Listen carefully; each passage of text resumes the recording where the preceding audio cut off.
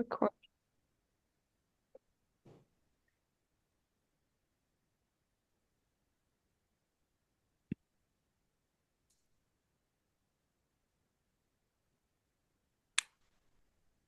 Everyone. Hey there. We're just gonna give it a few minutes, let everybody pop on.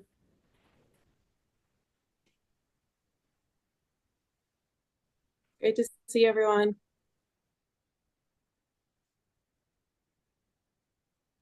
All right. Shall we get Everybody started? knows too, this conversation's recorded, so whoever couldn't make it tonight, they can watch it after this conversation. So Hello? tips and tricks. Hey Gina. Hi. I Hi. can't see you. You're Hmm. too far up. You are looking at the active project right now, and that's shared the screen. Um, and then once we open it up for discussion, we'll take that down. But Okay. my name's Diane Vitkus. I am a C6 quad and have dabbled in basketball, but I'm definitely no expert. So I'm excited to have this discussion. And I'm here with my colleague Megan, and we are just really excited to be facilitating these conversations. In April of this year, the Kelly Brush Foundation, in collaboration with the United Spinal Association, started this virtual discussion group focused on adaptive sports and recreational activities, and we call it our Active Project Live. Our Active Project is our digital resource for all things adaptive sports and recreation. Our basketball page on our Active Project is what you are looking at right now.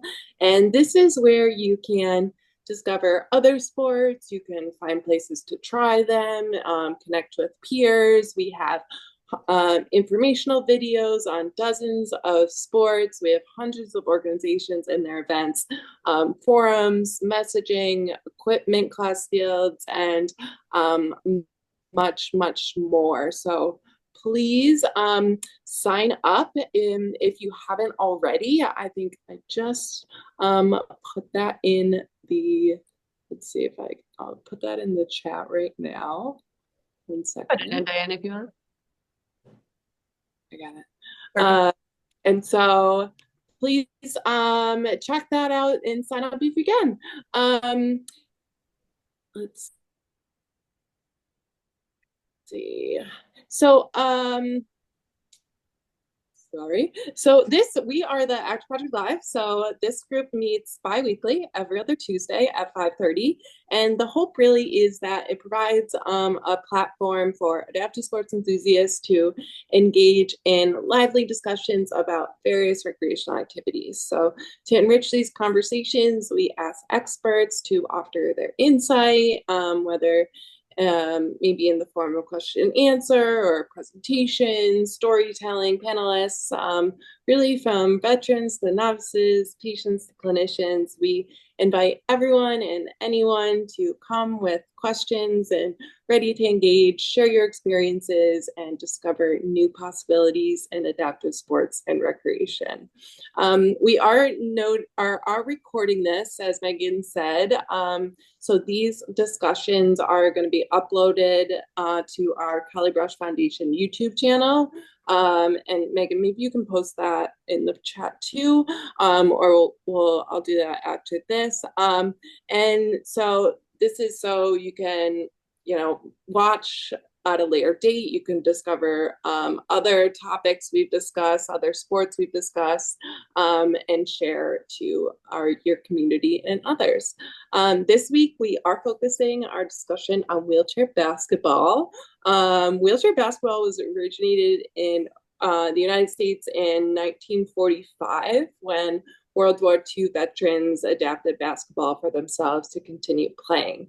Benefits of regular play include increased strength, endurance, independence, Both on and off the court. This sport fosters camaraderie and physical fitness and leadership opportunities for all involved.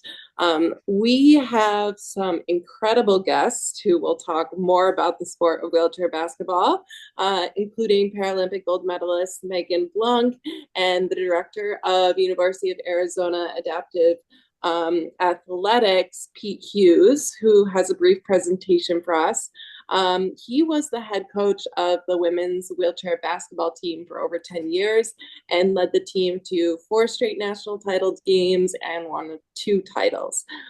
He may have to leave a little bit early, but his colleagues and wheelchair basketball coaches, Mike and Jose, are here with us. So please take advantage of them as resources and ask lots of questions. We are so excited to have you all joining us this evening. After Pete's presentation, we do want to open it up for much more of a conversational and open discussion. There is no stupid question. And reminder, when you do decide to share and show up authentically and unapologetically, you encourage others to do the same, which always allows for a more meaningful, productive, and insightful conversation. So with that, Pete, I'm going to hand it off to you and let you introduce your colleagues. And I know you know Megan as well, so I'll let you introduce her too. Yeah, well, thank you everybody for being here. First of all, let me just say, without the support of programs like the Kelly Brush Foundation, many of our athletes benefit directly from your grants, and the work that you're doing is very, very important. So congratulations on being in the game. And it's very exciting that you guys are doing this and having, these very important conversations. I am joined today by Coach Mike Beardsley and Coach Josie Oslakson. I think I said it right for the first time ever, maybe. Yeah, I got it. Yeah. And Coach Josie is a 2-time Paralympian with silver medals from the last 2 Paralympics. And Megan is one of the athletes that I recruited heavily and lost out to University of Illinois. I'm still just slightly annoyed by that, Megan. But she did wonderful things over there in Illinois and is still a amazing advocate for adaptive sports and everything that she does on her social medias. I follow her and enjoy doing so. Suggest you do the same. I do have a super brief presentation kind of about the University of Arizona's philosophy, how it's a little different. And I can share that if that's okay with everybody. I'll rip through it because it really wasn't designed for you guys, but it's right here. Can you all see that? Yeah, not yet, right now. Yes, yeah. Yeah, you can see it? This one Yep. here? All right, it's on a different screen, so I'm going to have to pivot my eyeballs real quick here. Well, we can't do that. Do you see that? Okay, anyhow, let me go back. If I can go back. There we go. So the future is bright. You guys see the 3 Paralympians up there. This is from a couple years ago. We always like to show this. This is on Sports Illustrated. That's Chuck Aoki. He is an alumni of the University of Arizona and is very, very much in the public eye of the Paralympic movement. As you are aware, I'm not positive, Megan, you'll have to remind me if when you won your gold medal, was it worth the same amount of money as the Olympians' gold medals? It was not. You were just before that time. And now the Olympic medals are worth the same as Paralympic medals. So we're making good progress there. Obviously, the coverage is improving. It's not where we want it to be, but it is improving with the Paralympic coverage. It was great to see Josie and our athletes. We had 13 of them at the Paralympics this year competing on the Peacock channel, and getting to stream that thing was pretty cool. Just a little bit about myself. I was born with a disability called arthrogryposis.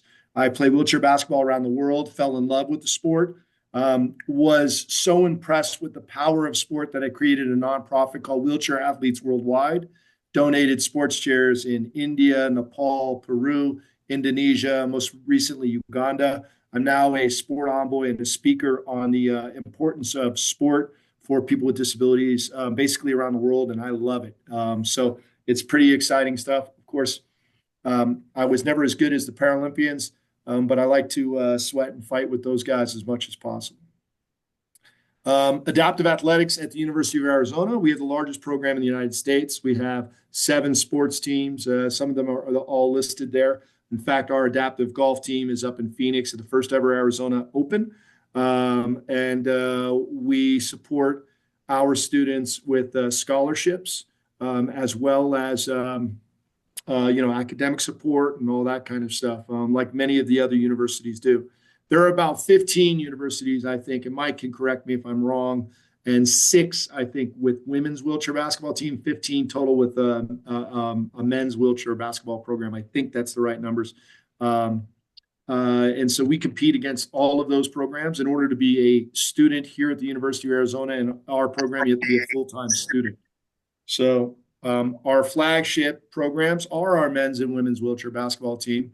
And we'll let our coaches answer questions regarding that. We've had 55 Paralympians come through our program, and we're very excited about that. We recruit from around the world. Obviously, inclusion is the gold standard. What we're always working forward to now. Sorry, Peter, to interrupt you. I just wanted to share. I don't know if you're trying to move through your PowerPoint, but I am. There you go. I am. So we can follow along with you. Thank you. Yeah, all right. Sorry about that. No worries. You're good. Let me see what I did wrong here. Why this page? I know what to do here. I'm going to unplug these monitors. 1 second. All right. Oh, screen sharing. Stop. Give me 1 second, guys. Sorry. No, don't be sorry. You're good.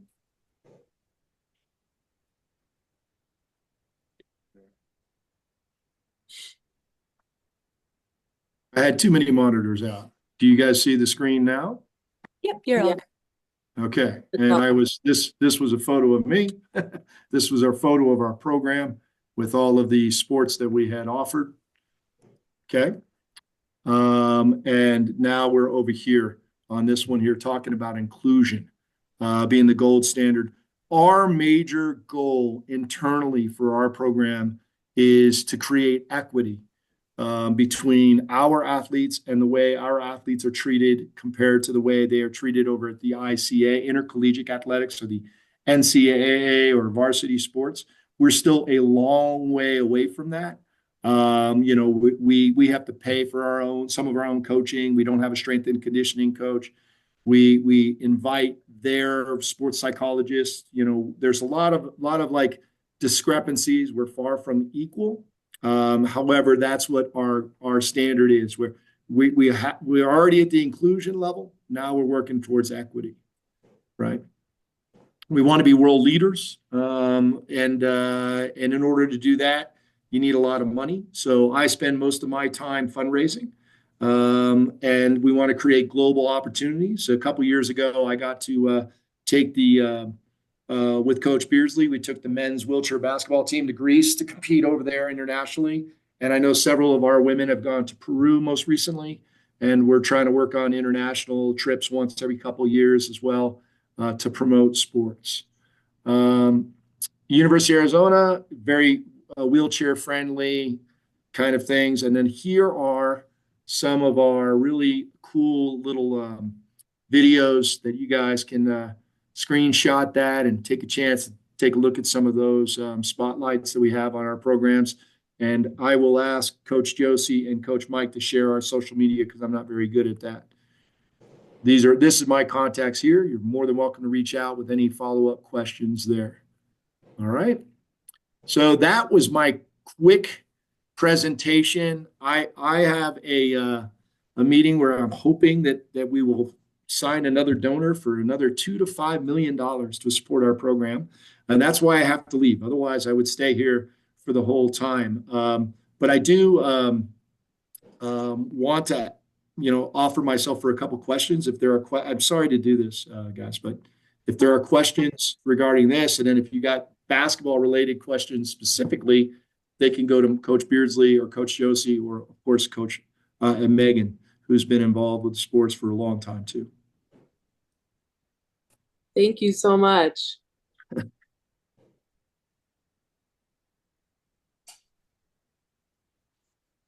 Oh, look, Coach Rosenkrantz is on.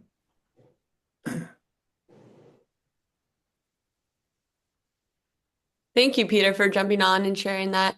If anyone has any additional questions too, I'm sure they'll reach out as well. So, thank you for sharing your contact info. Oh, okay, great.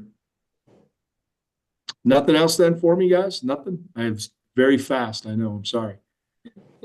Oh, I just want to say hi, Pete, and you definitely had me when you were recruiting me. It was just that was the time when the program wasn't collegiate yet, so it was difficult, but it was a great experience on the campus, and the whole environment was really inviting.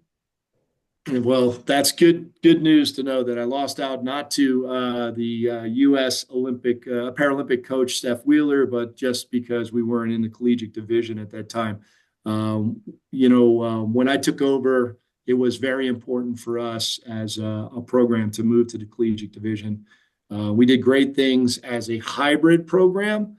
And we were a hybrid program because it's very difficult for us because we had to fly everywhere to the East Coast teams. Megan, you rode a lot of buses when you were with Illinois, right? Yeah. So, so we had to fly everywhere. So we were a hybrid, but now we are no longer a hybrid. We are 100% college students, and then our local community program takes care of all our community members. All right. Okay, guys, I'm going to dip out. Thank you so much. I leave you with Coach Beardsley and Coach Josie for all wheelchair basketball questions. And like I said, I'll drop my email in this chat line here. And I appreciate you guys giving me a little time. And thank you to everybody at Kelly Brush. Thanks for coming on. All right. Bye-bye. Bye.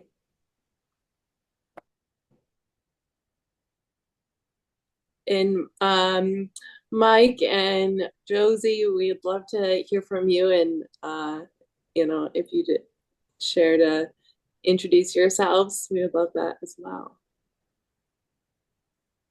Yeah, Josie, you want to go first or me? All right. So hi, I'm Coach Mike Beardsley. I have been here at the University of Arizona since 2009 in some sort of capacity. But I've been the head coach since 2019. And yeah, that's kind of my backstory. I've done every job you can in adaptive sports at this level. So open to any questions if anyone has anything to ask. Do you want us to kind of discuss how our program works here, or? That would be great. Yeah. Okay. And maybe the process of even recruiting, and then how your practices, and give it all to us. Okay. I'll let Josie introduce herself first, and then we could kind of both go at it and compare and contrast. Perfect. Yeah, hi, I'm Josie. I've been playing wheelchair basketball since I was 13.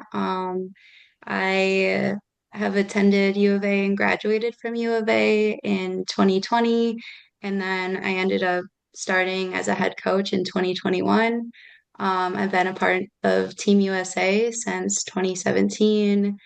And yeah, I'm in my fourth season coaching now. So it's a lot of fun. Still like playing and coaching at the same time. It's a lot of basketball, but a lot of fun. That's awesome. Congratulations. Thank you. Yeah, so both of our programs here, from the basketball side, we practice 5 days a week. That's organized practice. And then we also have designated time slots throughout the week with our rec center that we do individual work or just scrimmages. And sometimes that's intertwined, but most of the time we both have 2 courts what we could work on. We both do our weightlifting kind of different since we don't have a strength and conditioning coach. My program does 3 days a week total, 2 on your own, 1 as a unit where we kind of do a hit workout and hit everything and focus a little bit more on stretching. And then the individual workouts are with the assistant coach or myself, and that's working on stuff you don't really get to in practice, fundamentals, left-handed dribbling. And then the program itself, we offer study hall. We're actually doing study hall in an hour. And part of that is we have people come in around campus and do presentations. We've had the nutrition department come in before, and we currently have sports psychology going on where they're doing an 8-part session. It's about one every month, and it's a guided session with grad students as well as a graduate teacher to kind of just go over different ways that you can get out of a funk, or when you're shooting free throws, how to focus in a little bit more. So that's pretty interesting on our program as well. Other than that, I think we're kind of standard with everyone else. Josie, do you guys have anything? Yeah, we do a lot of the same things. We just try to provide as many resources as we can. Our staff size is limited. Each team, like for basketball, men's and women's, there's an assistant coach and a head coach, but we're working to have like more consistent athletic training and more consistent sports psychology. Like all of these things are things that we're working with the university to get support. So it is a building process from what I've noticed being a part of U of A as a student since it started collegiate in 2019. It's been like a very fun trajectory to be a part of because we weren't one of those programs that started with, banners hanging up and started with a bunch of resources. We've had to work to build donor relationships, and we've had to work pretty hard to recruit high level athletes to be a part of something new at Arizona. So that's been fun. But yeah, you touched on a lot of the resources. If you guys have any questions specifically on um, what we're doing at Arizona, go for it. I have a question. How is it like being like from a player to a coach? Would you explain that experience? Yeah, it's definitely being a player, I feel like has made me a better coach, and being a coach has made me a better player. I think it's just like your viewpoint changes. When I'm on the sideline, I'm forced to like not be in the play. And so it like makes me see the bigger picture of everything. And then I feel like when I'm on the court playing, I can see more like intricate things about, what you could do better in a certain situation because like in the back of your mind, you have that coaching mindset of like the big picture. Like if this person just works with this person or whatever, it helps a lot with court vision. Um, but yeah, it's definitely been beneficial to me to do both for sure. That's great.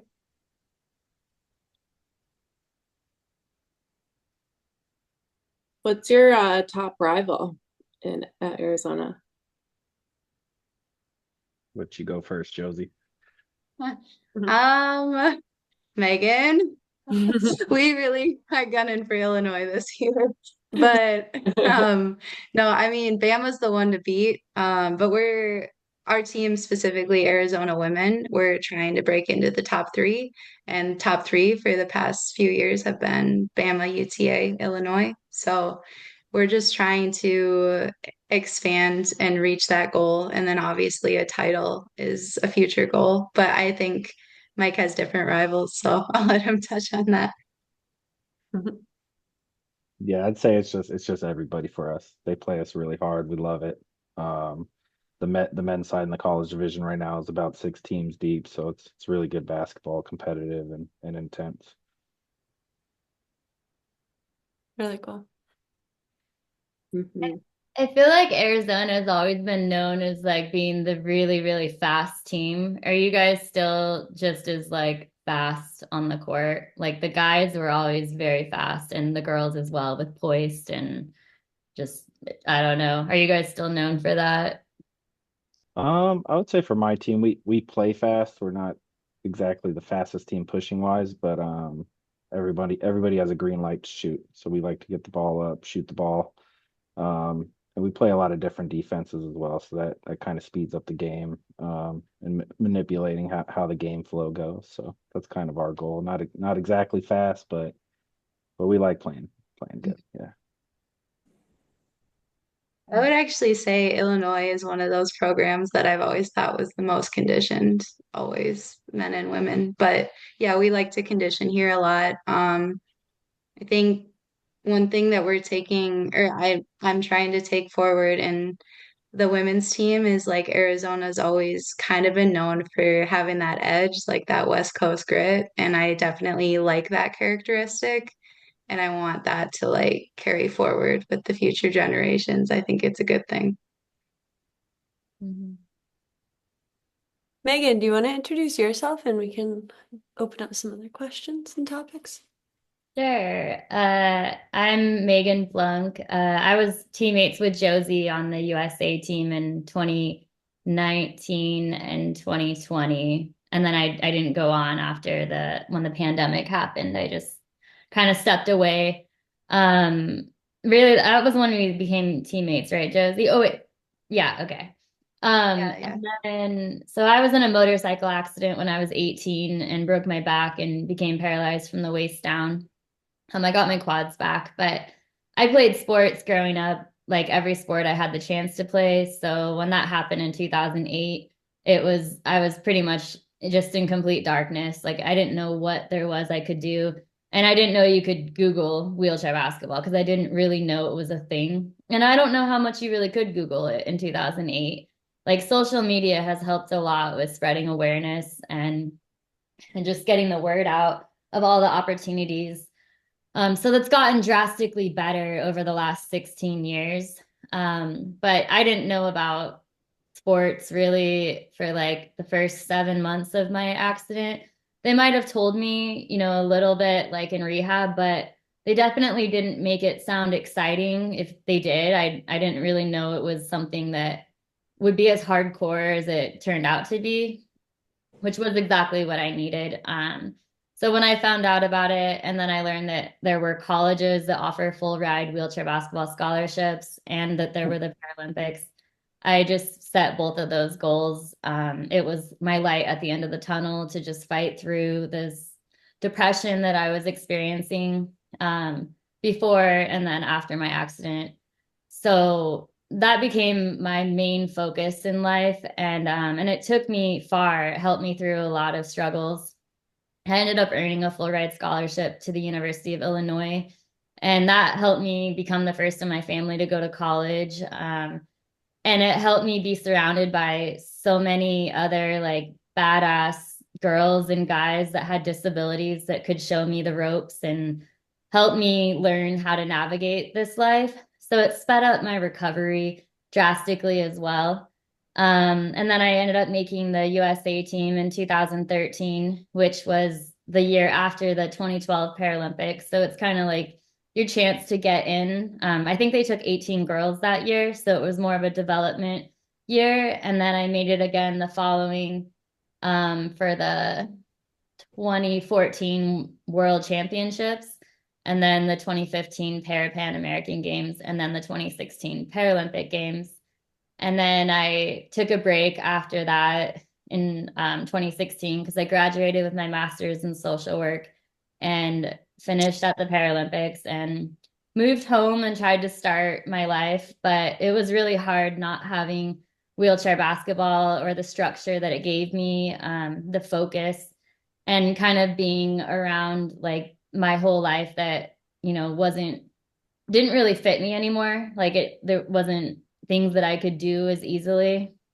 And I think that basketball, like, you go to the gym, you train hard, you just surround yourself with other people doing similar things, and it's really helpful. So I struggled a lot that year to find myself, and then I ended up back in wheelchair basketball in 2000 no 2000 yeah 18, and then I was on the team again in 2019 for the Parapan Games. Um, and so yeah, then I made the 2020 games, and I ended up taking a break again when the pandemic happened. Like I said, I moved back home. I was living in California, and I moved back home and just tried to find myself again. And now I'm a kids coach, and it's everything for me. It's really good for my mental health. It's good to give back. I love that everything I've done is contributing to helping these kids be better. So that's kind of been my journey, but coaching is everything to me. I think I like it a little more because there's not so much like stress for me. Like I get pretty nervous before games and things like that. So it was always kind of like I was always in this high stress. And when it's with the kids, I get to go to these tournaments and just be pumped to be there for them. So yeah, it's just kind of the wheelchair basketball world and the community of people with disabilities. There's always something, there's a place for you. There's so much that it has to offer. And I've been grateful for this whole journey I've been on. Yeah. Thanks so much for sharing. Yeah. I love your story, and thanks for being here as well. I'm curious, what age group do you coach currently? It's a prep team, but really there's like players on the team that they're so close to varsity level. We need more numbers, and that's the problem with adaptive sports. You know, we're still working on the more awareness we get, the more, you know, the more we're in the media, the more all of these things are happening. We get more players coming to us. So once we have enough that we can break off and have prep and I had to have him on my lap or he might end up barking and just be crazy. Oh, This is Max. He fits under my wheelchair. He's just the perfect dog for me. oh, I want one. Yeah. So he has a licking problem though. He just can't stop. I really wish that wasn't a thing. Um, but yeah, so it's like we just got like three new like 7-year-olds, which that's really young for our team, but it's cool because we're about to have enough for a prep team. We just need a few more for the varsity team, which some of them are going off to Seattle because they need that. And so we're kind of like, if we could get them back, you know, because we were almost there, but it's always trying to find that balance. And that's what I love at the practice is just the the diversity and the different skill levels and the needs. Like we have a new kid who's 7. His name's Jojo. And I don't think he's had many experiences in his life, like any of these like social opportunities. So when he first came, I think I said he's 7. I think he might be 8. But when he first came, he couldn't get through a practice without crying 95% of the time. And I learned, you know, when he starts crying, you just have to give him a high five or just get him like out of that, you know, fear. And now we've gotten to a point where it's just a couple times a practice and he's brought the ball down, just carrying it down all the way. All the kids on the other team in the game let him go all the way to the hoop and put it up, and he just had the biggest smile on his face. So those experiences are so good for their confidence and all of that. So yeah, the skill levels are it's a wide range. But I love the strategy that's involved in trying to make one practice work for everyone. I can't wait till we don't have to try that hard, but I know that I'm learning to be better at all of that, all those skills and things that are needed. We also have a girl who's completely blind, and I met her at a camp in the summer, and she comes to practices. She loved wheelchairs. She walked, but she loves wheelchairs. She loves feeling them, and I'm learning that she is learning how to put it together for whose wheelchair is who and what size that person might be, and it's really interesting. And I mean, she hasn't really missed a practice since she learned about it. So we just make it work for her to have her best time too in this incredible community. Yeah, I think the prep team is more about just how much inclusion and socialization you can create.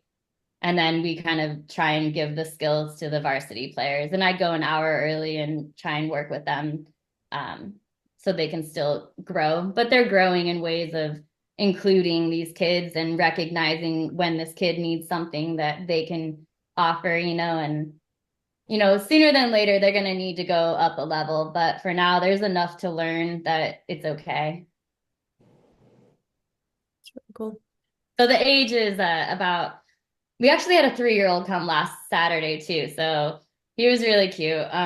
So it's like, that's a 3-year-old. Most of them are 7, 8, 9. We got a lot of 11-year-olds and then like a 15-year-old and I think a 16-year-old too.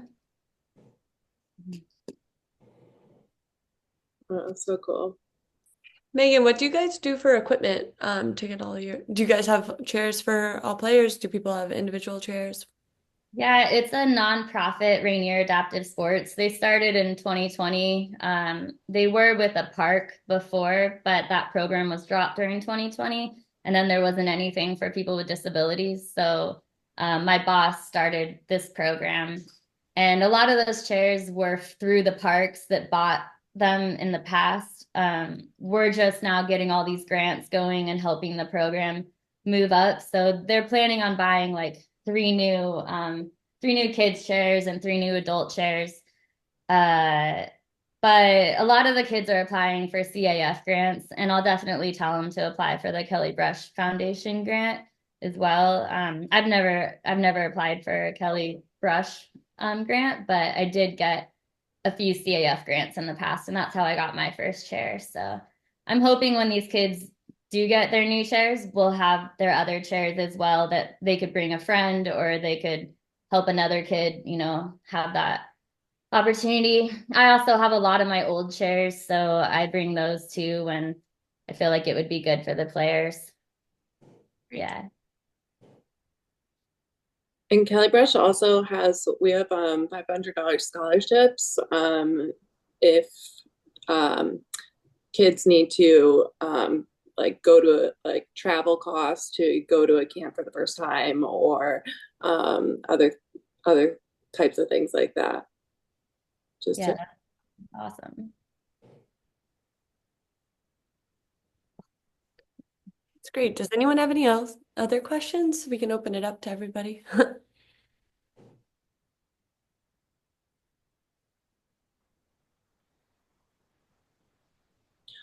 How did you get recruited, Megan?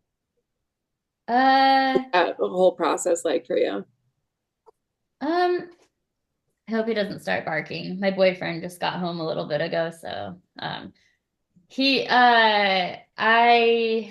let me think. I went to my first camp at UTA when I first started playing, and that was such a special experience because I had just been playing with a bunch of guys that got together and kind of went up and down the court and shot threes and like I wanted to like be a team. I wanted to learn skills and I thought you drive an hour to get to a practice, but if it's not really like what you're looking for, it can be really deflating a bit. And it was hard to keep going because I was really frustrated with the lack of coaching.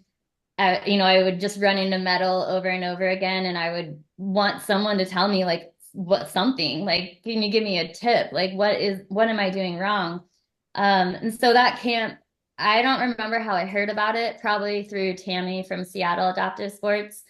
But I went to the UTA, I think it was the women's collegiate camp or women's camp. And I was suddenly playing with all these collegiate women who we were doing pick and rolls. Like I didn't really know how to do these things yet because they were so good at it. It just worked. And I was able to get to the basket and it was the best feeling because I needed that to be able to have strength and energy to keep pushing forward for my goals because I finally got to see what is possible.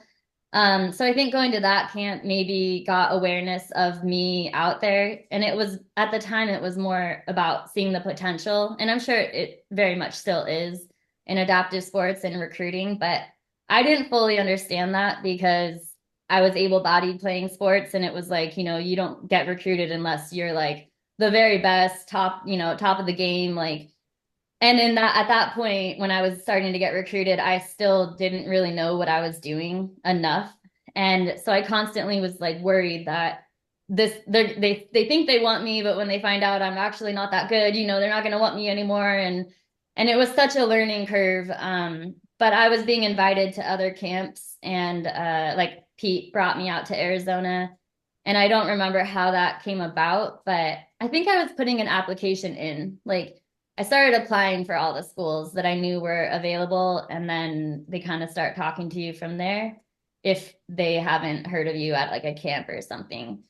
And so then, yeah, Pete was recruiting me, and Whitewater and Alabama and Illinois.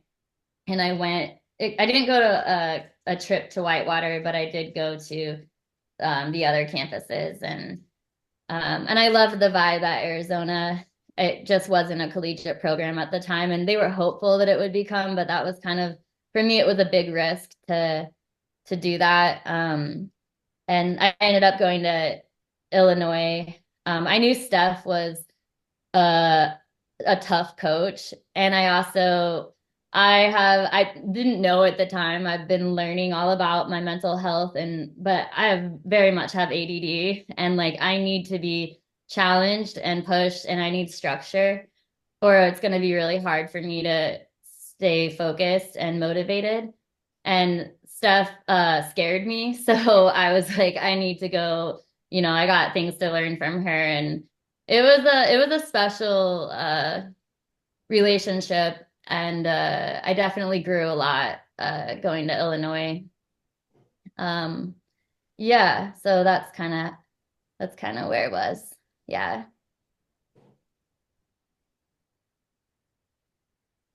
Thanks for sharing. I love that. And Steph, what's her last name? Your coach? Wheeler. Okay. Steph Wheeler. She ended up being the USA coach in 2013, Okay. and then on until 2016. Mm-hmm. So that was helpful too, to be coached by the coach who became the USA coach, because I knew what she was looking for. And yeah, and I mean, it was a great program at Illinois. They really train you on fundamentals. They have a really good program for developing you as an athlete. Yeah. Love it.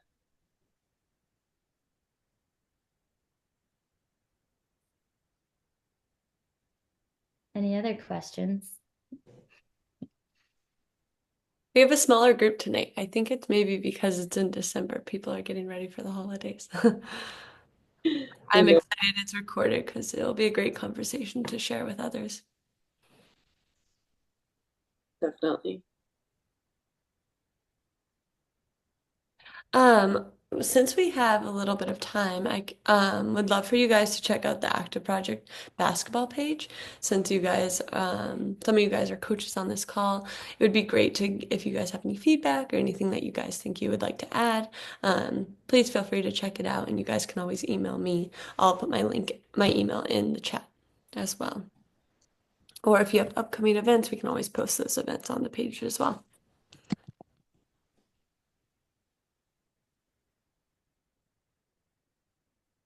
Diane, Diane, Diane. Diane, I think she's asking you. Oh, sorry. Thank Hi, you. my name is Tina. I'm new here. So I'm from New Jersey. Where are you from? I'm in the Boston area. And Boston, Mass. yep, exactly. Oh, okay. Okay. Um, do you know of uh, Megan?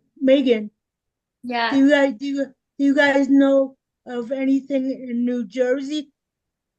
Any sport programs or any like um social programs for people in wheelchairs? For basketball specifically? Not only uh not only for basketball, for just anything, like any kind of sport. I'm trying to meet other people. Yeah, well, the Active Project is a great resource, and um, I'll put the um, I'll put the link in the chat so you can check that out, because there is or maybe Megan, do you want to share your page? And so you can show like the map and kind of walk her through that. Yeah, since we have some time, I can just do that. Great. So you guys see the active project right up here. Whoa. Yes. Do you guys see this page? Yes. Yeah. Okay, great. So for example, if you guys go to the member map on here, slowly loading. Maybe thinking. Maybe, yeah. My Wi-Fi has been a little slow. Great. So you guys can go to this map right here. And it's pretty neat because you can see on here different programs, different users, and different events. I'll let it load completely and then I can show. So the yellow are all users on the map, which means they have a profile on the active project. The blue are all different programs, and then the orange are different events. So up here, you can type your zip code. I won't do it because I don't want to share it with everybody. But you can type in your zip code and you can find events in your area specifically, or Okay. different programs that you can go and participate at. Okay. Yeah, and so hopefully there's something near you, and we're continuously updating the platform with different programs and different events. So keep checking it, and every day there might be something new posted on the platform. So it's great to start out with creating an account first. Is it is it okay if I join you guys every other Tuesday? We would love for you to join. Absolutely. That Yeah, would we would love that. And check out our YouTube channel as well, so you can see any of topics and sports that we've previously Can discussed. you can you can you guys give me your links or whatever and that sort of thing? We'll keep you on our email list, so you'll get all of our emails. Okay, okay, okay. Yeah, thank you. I find I found you guys. I found you guys through the expo. Oh, good, good. Yeah, yeah, yeah. Um, uh, Megan, where are you from? I live out on in Boston as well, so kind of the East Coast area. Okay, Yeah. Yeah. alrighty. I know we need more Okay, basketball teams on the East Coast. I'm not as familiar with many wheelchair basketball teams, so yeah, yeah. No, I'm just looking to meet friends and stuff like that, no, it's a and great that sort place. of thing. There's always somewhere to join and a great community to join a part of. So I hope you find that. I Thank would you. I would check with your local like park because they tend to have a lot of specialized recreation and if they don't, then you should tell them they need it. That's true. Yeah, but now get the funding for it. That's another issue in itself. Yeah, hopefully they'll work on it. Yeah, Or even your local YMCA's have adaptive programs sometimes, and host like court sports or wheelchair sports. they So don't. no, They really? don't. Bummer. I I was a YMCA member for 24 years, and what I did is I did swimming on my own. I'm in a like I said, I'm in a wheelchair myself, and there's no like actual sports or for people like myself who I could have a normal conversation with. Hmm. Uh, a lot of people out here in Jersey are more developmentally disabled, and it's hard for people like me who are able to have a normal conversation to really sit down with them and have a conversation Mm-hmm. because a lot of them don't. Either they can't communicate or their disability doesn't allow them to function at a normal. I don't mean to sound nasty, No, it's Don't okay. take it that You know, way. why don't you email me and I can try to help you brainstorm some programs near you? There's Who, also who am I talking to, Megan or Yep, Diane? I'll post Megan, and I'll post that my email in the chat. Perfect. Okay, there's alrighty.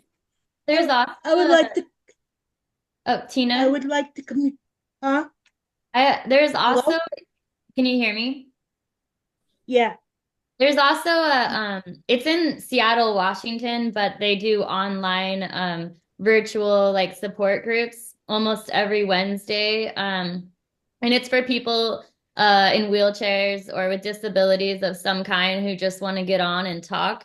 And it's pretty awesome. If you wanted to join it, you don't have to be in Seattle. It's for anyone who wants yeah, a, a yeah, group. yeah. But see, the people here, they talk about their personal life, and I'm not interested in their personal depression life. I want a group that's outgoing Yeah. and talk more than just their disability or how, I get a lot of people that say I'm gonna die soon, and I'm not interested in that.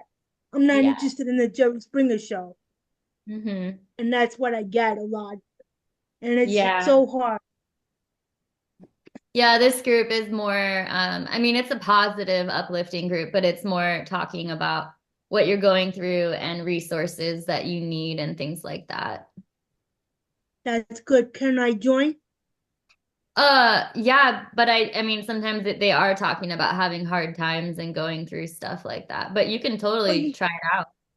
but you know that that's okay. But as long as nobody dwells on it. Yeah. I mean, we all talk about our main like issues, but we don't.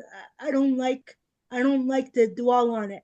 I like to go ahead and meet people that I can communicate with and Mhm. have a normal conversation without being negative. Yeah.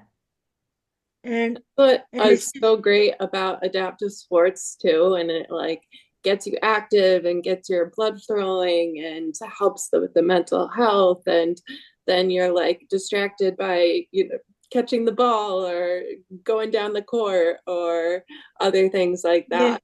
So that's what I yeah, really love. I've always been an athlete myself and have always just like really like Megan, what you said too, like I don't know. I've had some really tough times in this injury and like getting outside and then just like getting my blood flowing and like my heart rate up always helps. And it just like, I don't know. I feel like it always makes me feel better. And to just like socialization and camaraderie and like getting out and talking to people about like random ass shit.